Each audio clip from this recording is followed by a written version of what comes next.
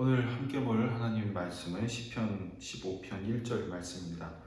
여호와여 주의 장막에 머무를 자 누구오며 주의 성산에 사는 자 누구오니까. 시편 기자는 주의 장막에 머무를 자 누구오며 주의 성산에 사는 자 누구오니까 묻습니다. 주의 장막 무엇을 의미합니까? 하나님의 임재를 상징합니다.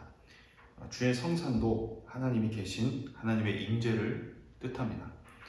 그런데 주의 장막에 머무를 수 있는 자에 대해서 그 다음 2절에서 5절은 이렇게 말씀합니다. 정직하게 행하며 공의를 실천하며 그의 마음에 진실을 말하며 그의 혀로 남을 허물하지 아니하고 그의 이웃에게 악을 행하지 아니하며 그의 이웃을 비방하지 아니하며 그의 눈은 망령된 자를 멸시하며 여호와를 두려워하는 자를 존대하며 그의 마음에 서운한 것은 해로울지라도 변하지 아니하며 이자를 받으려고 돈을 꾸어주지 아니하며 뇌물을 받고 무죄한 자를 해하지 아니하는 자가 하나님의 임재 안에 거할 수 있는 자라고 말씀합니다. 이 땅을 사는 성도는 하나님의 통치 안에 사는 하나님의 백성이면서 동시에 이 세상의 작은 구성원이기도 합니다.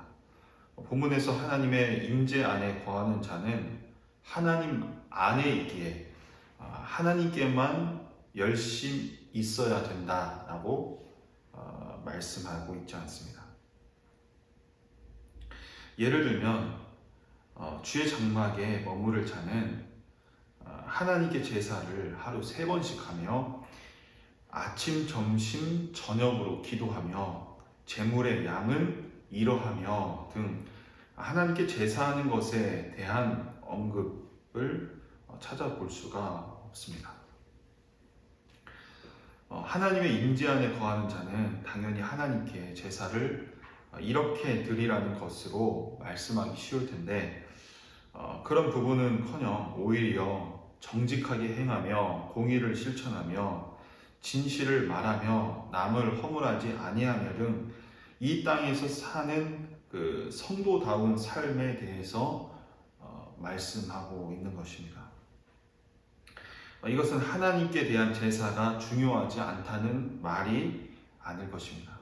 하나님의 임재를 사모하면서 하나님께 예배하는 자는 예배할 때 하나님 앞에 선 그 모습처럼 이 땅에서 동일하게 하나님의 사람으로 살아가야 한다라는 것을 교훈하고 있는 것이죠.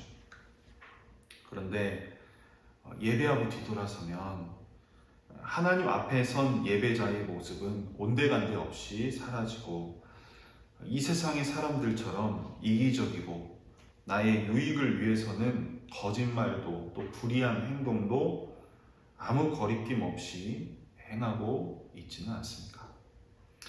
하나님 앞에서 거룩한 찬양을 드렸던 입술이 예배하고 뒤돌아서면 남을 험담하고 비방하는 입술로 변해 있지는 않습니까?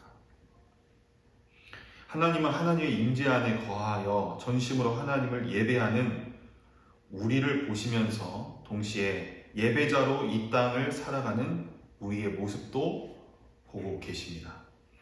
그렇다면 하나님의 임재 안에 거하는 자는 예배할 때나 또 이 땅을 살아갈 때나 동일하게 하나님과 함께하는 자로 같은 삶을 살아가는 자인 것입니다. 그러한 자가 바로 주의 장막에 머무를 자이며 주의 성산에 사는 자입니다. 오늘 우리는 하나님의 임재 안에 머무르기를 원하면서 예배하는 열심만 가지고 예배 후에는 예배할 때의 모습과는 전혀 다른 모습으로 살아가고 있지는 않습니까? 하나님은 원하십니다. 예배할 때 하나님을 간절히 찾으면서 이 땅에서 하나님 앞에서 살아가는 예배자로 서 있기를 원하십니다. 그렇게 언제나 예배하는 삶으로 하나님과 이 세상 앞에서 진실되게 살아가는 저 여러분 되시기를 주님의 이름으로 축원합니다. 아버지 하나님, 주의 장막을 사모하는 우리에게 하시고 주의 장막을 거하는 예배자로서 우리가 살아갈 때에 예배하는 열심도, 또 예배를 마치고 우리가 삶을 살아갈 때에도 성도다운 삶으로 하나님께 기쁨이 되어드리는 우리가 되게 하여 주시옵소서. 그렇게 언제 어디서든지 하나님 앞에서 살아가는 동일한 우리로 주님 앞에서 우리의 모습이 주님 닮아갈 수 있도록 인도하여 주시옵소서. 감사하며 예수님의 이름으로 기도드려옵나이다. 아멘.